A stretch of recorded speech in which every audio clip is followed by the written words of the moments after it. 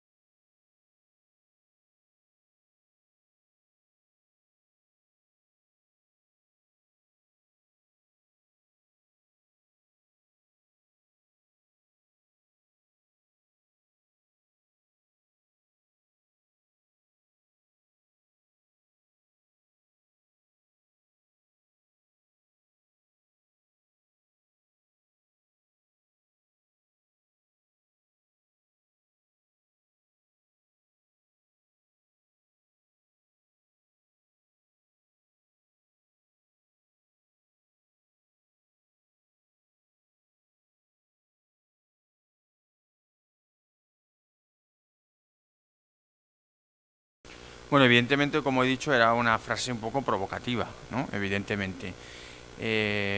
Por supuesto, o sea, yo en todas estas cosas creo que entran en juego un conjunto de factores, ¿no? Evidentemente, la evolución no solo del medio, sino el cambio cultural es un factor muy importante. Yo lo que quería decir, que yo creo que eso es vigente, es cuando un productor, sea una persona, sea una institución, eh, por el personaje al que quiere adaptar, que es un personaje querido, respetado, conocido, eh, sabe que lo que va a gustar no son aventuras ni fantasías, sino un exquisito respeto por ese autor tan conocido, tan venerado, tan representativo también de las letras de una nación, etcétera, pues a lo mejor se anda con ojo y dice, no hagamos fantasías. Vamos a tratar de hacer una adaptación lo más seria y lo más literal, lo más institucional. Porque además somos una empresa que mundialmente se nos asocia, lógicamente, como es la BBC, a una nación. Entonces, a eso me refiero con lo de contentar a Jane Austen. Es decir, una seriedad con los originales que te garantiza, digamos, primero una perduración en el tiempo, lo que se podría llamar una edición canónica. En Hollywood, que no sabe ni quién es Jane Austen, como hemos visto, estos problemas no existen. Entonces, lo que les interesa es un producto que funcione. Un producto que funcione. Que se basa en una novela. Pero lo importante no es la novela, es que el producto funcione. O sea, que haga dinero, que a la gente le guste, de distintas generaciones, que sea divertido, etcétera. Entonces, las dos cosas son lícitas. Lo único que digo es que los criterios últimos son diferentes. Y luego, efectivamente, como tú decías, luego hay modelos pues, híbridos, es decir, más despegados, quizá los tiempos también cambian, ya no hay necesidad a lo mejor de ofrecer una imagen determinada. El ejemplo de Sherlock Holmes es lo mismo, aunque quizá, bueno, pues Conan Doyle, yo no lo sé, pero no represente para cierto para el público británico lo mismo que Jane Austen, no represente cosas distintas, o a fin de cuentas son novelas policíacas que efectivamente hay que tratarlas de otra manera porque es un género que sea no solo literario sino cinematográfico que ha variado, ha cambiado tanto, etcétera, que no se puede presentar a lo mejor una historia.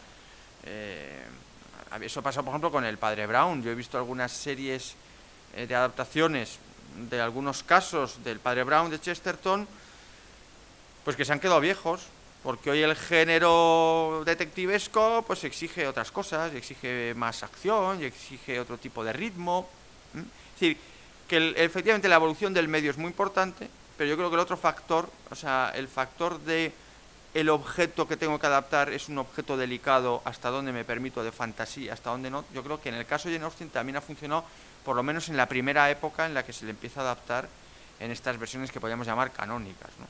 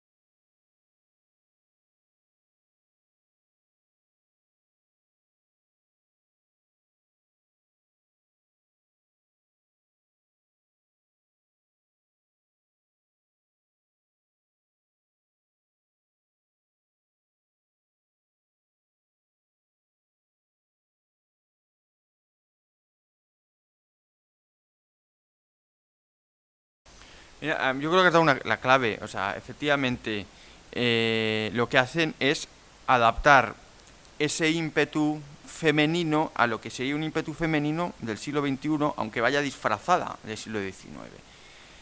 Eso, efectivamente, se da en esa versión y en otras, y es lógico, porque tú no le vas a vender entradas a una chica del siglo XIX, sino del siglo XXI, y por lo tanto le tienes que dar un modelo de mujer con el que se identifique, una chavala joven rebelde, podríamos decir. O sea, eso efectivamente, como tú dices, es cierto. Pero hay una cosa que, por ejemplo, me gusta mucho, que no he comentado y que se me ha olvidado, y que ahora, cuando has hablado tú, si cogemos las chicas, las hermanas Bennett de la versión de la BBC, ya no es que sea fiel o no, es que es realista. Son mujeres de campo, no son aristócratas, tampoco son gente del pueblo, están ahí a medio camino, son rosaditas porque les da el sol, no son top model, algunas tienen sus kilitos de más, lo que es normal, vida de campo, queso, leche, estas cosas, es real, y visten pues como una gente de esa clase, o sea, ni muy bien ni muy mal, y la casa pues tiene un par de cuadros, es decir, eso sí que me parece interesante, porque recrea y refleja una época y se la enseña al espectador, en ese caso del siglo XX, que es cuando se hizo la serie, ¿no? Es decir, esto era el ambiente en el que se ocurrían las historias que cuenta Jane Austen, ¿no? Por supuesto, contadas para un público del siglo XX, entre otras cosas porque está contado en cine, que es un lenguaje del siglo XX, ¿no? Pero se respeta lo que podría ser como una visión documental de lo que era aquello, cómo vestían, cómo eran. Hollywood es otro rollo, o sea, que decir, a mí no me interesa cómo eran las chicas de campo, yo quiero coger estrellas de Hollywood, que me van a llenar los carteles, que la gente tiene sus pósteres, y cojo a Keira Knightley, que además es buena actriz, no tiene nada que ver, ¿no? Es decir, y no quiere decir que es una mala adaptación, estamos hablando de que son criterios distintos, y es lo que tú dices, no me interesa mostrar cómo era una chica en la época de Jane Austen, a este segundo productor. Me interesa mostrar cómo es una chica con la que puede conectar una de hoy, es decir, indómita, rebelde, que solo quiere casarse por amor a cualquier precio, que eso también es el personaje original, pero se declina de una forma muy diferente, ¿no?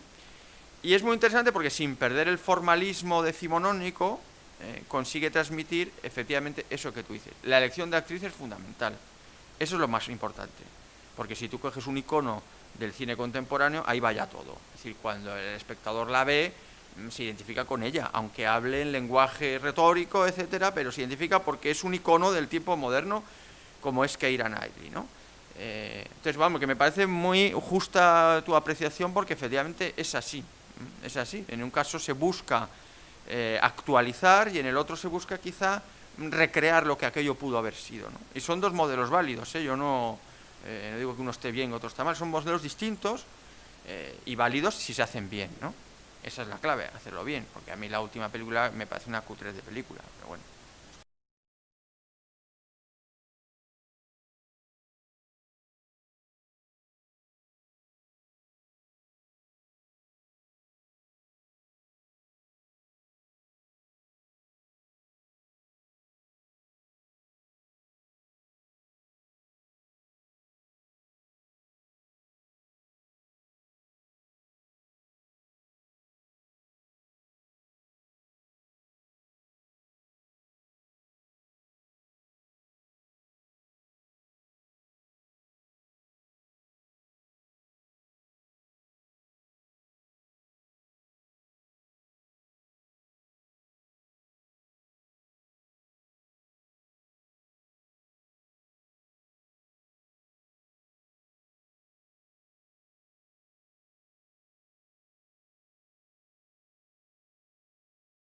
Usted ha dicho una cosa muy importante, que es, dice, yo me imagino que está... Es decir, cuando nosotros leemos una novela de Jane Austen, hacemos nuestra película de Jane Austen, en la cabeza.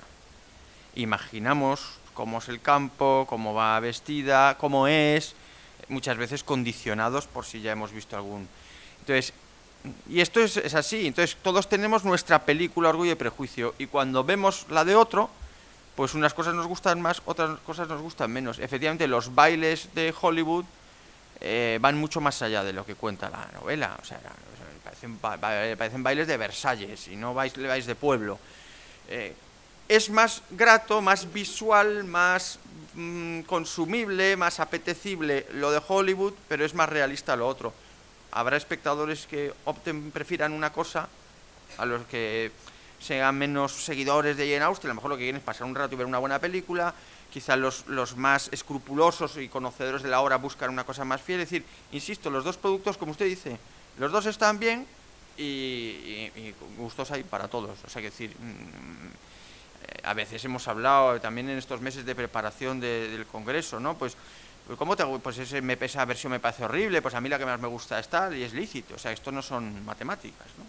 Aquí hay una señora que lleva un rato intentando hablar, como está la primera no se la ve.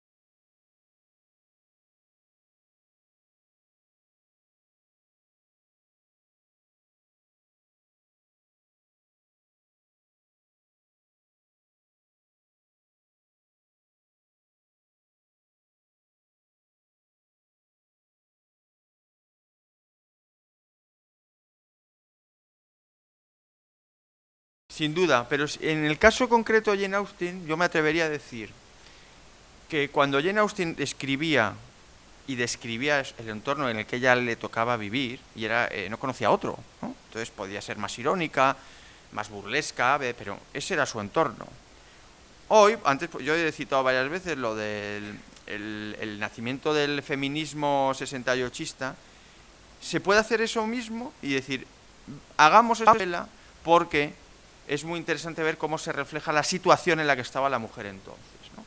Encorsetada, matrimonios de conveniencia, tiene que estar siempre supeditado a un marido que sea el que aporte, que digamos, la renta, es decir, el no actualizar también tiene esa ventaja de que ofrece una crítica de un modelo pues que en los últimos años, en las últimas décadas, pues es muy bien acogido por el gran público, etcétera, ¿no? O sea, por eso decía que quizá parte del revival de Jane Austen tiene que ver con el contexto cultural en el que estamos, donde se interpreta eso que ella nos cuenta en una clave de liberación de la mujer, de superación de los encorsetamientos, etcétera, ¿no?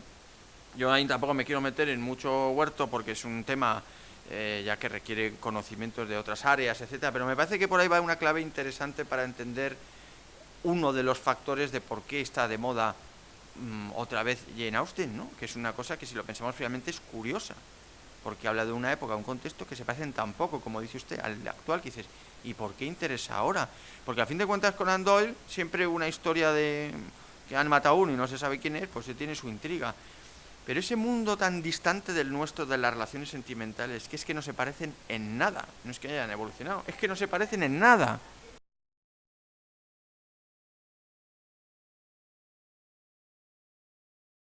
Pero porque hacemos también una lectura actual, crítica de un modelo, etcétera, ¿no?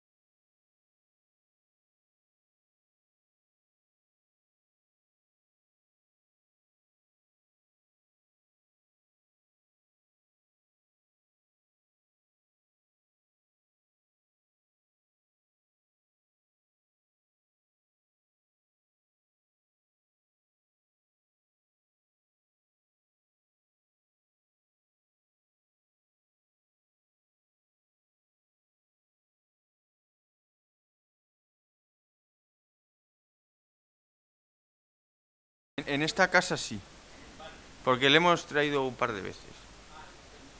Y además él tiene una, que creo que es Metropolitan, que tiene una cierta inspiración, ¿no?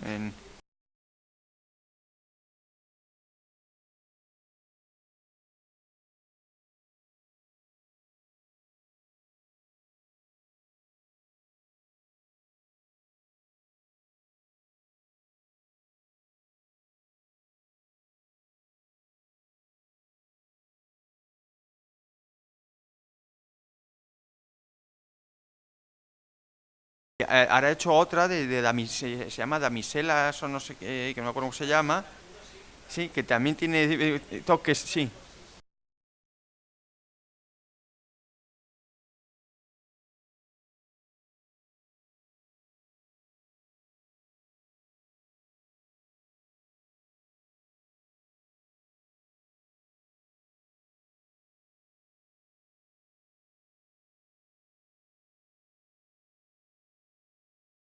Sí, pero muy a la francesa, ¿eh? Muy a la francesa.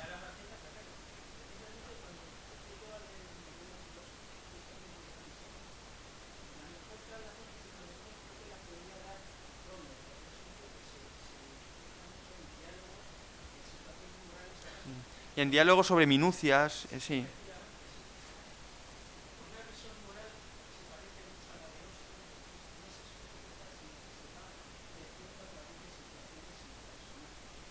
cierto, muy interesante esto. Esto es para otro congreso. Austen y Romer. Pues muchas gracias por su aportación.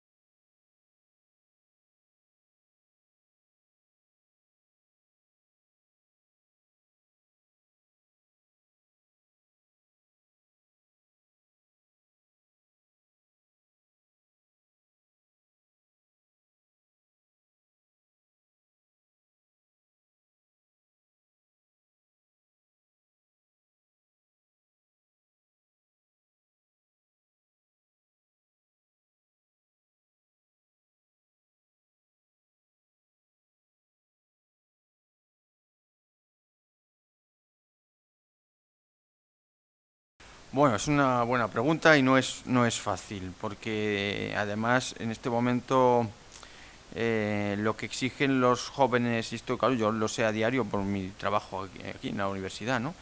Del audiovisual ya no es lo mismo que hace 10 años ni que hace 20, ¿no? Eh, yo creo que la clave no es ni una ni otra, sino que sea una buena película. Yo tuve la experiencia de poner aquí en el CEU, cuando se estrenó Bodas y Prejuicios, y fue una cosa espectacular. O sea, arrasó. O sea, la gente quería más, más, ¿no? ¿Pero por qué? Porque es un musical que funciona muy bien.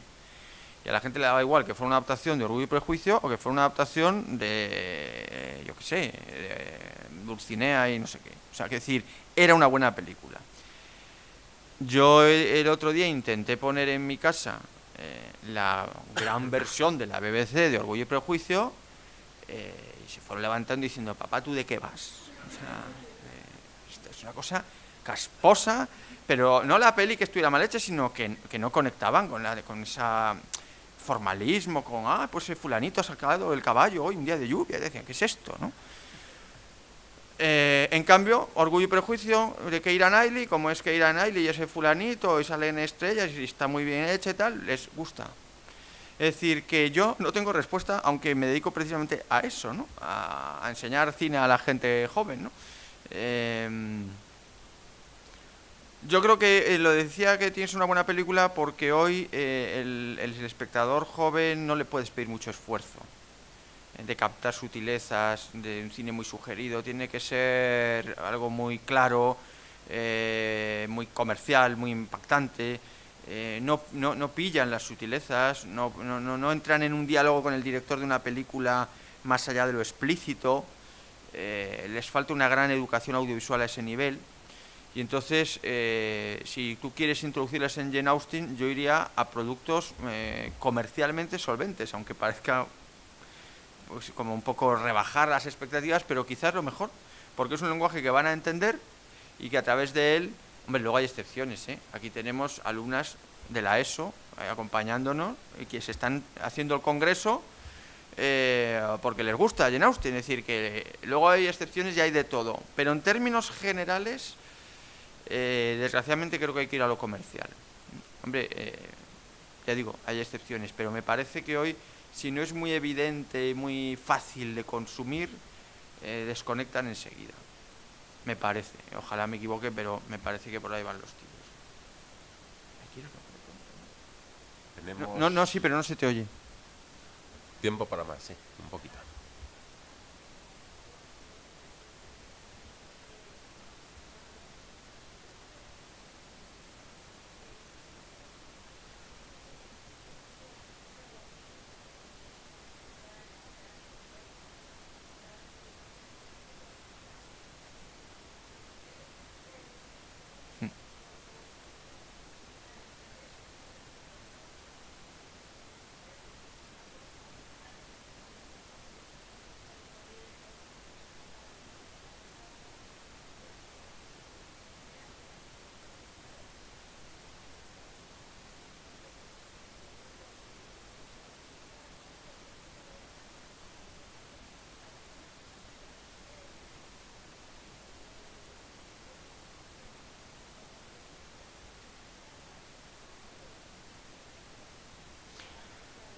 Claro, es que yo estoy completamente de acuerdo contigo. Yo hace 30 años decía, es que los americanos piensan que si comemos somos tontos.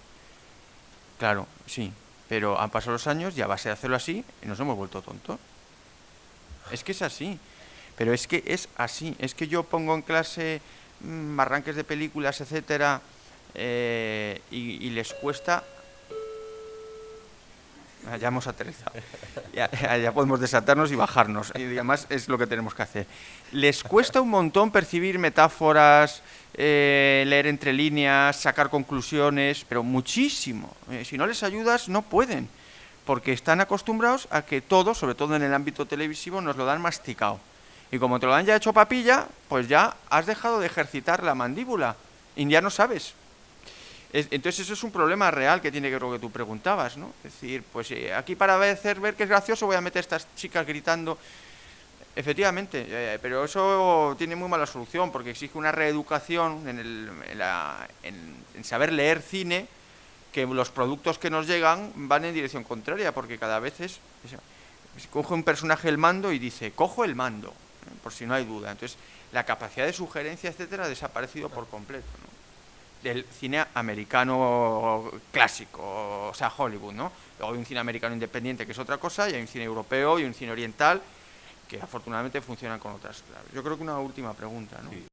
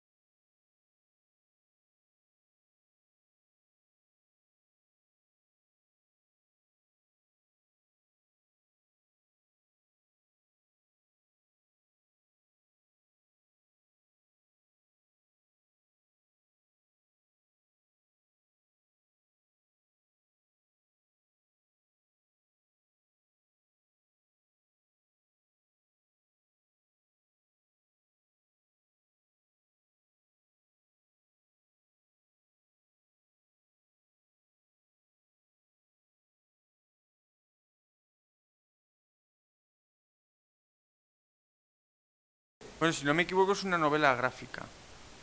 No, incluye párrafos. Ah, incluye párrafo. Pero hay dibujo, ahí yo he visto, hay cómic, ¿no? Ahí, vamos, También, ahí. sí, seguro. Yo, o sea, por decir